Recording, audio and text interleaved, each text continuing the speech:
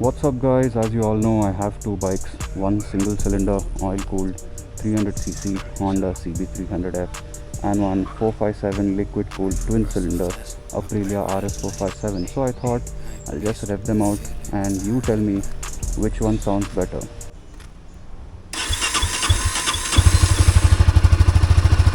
So this is the idling sound.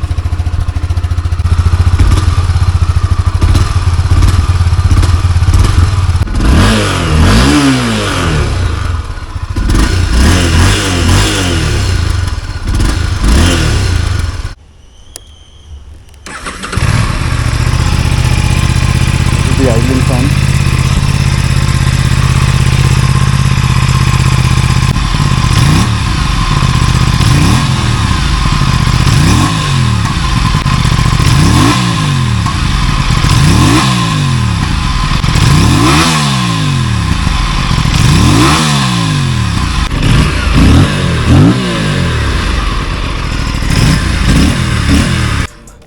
So that was the RS457.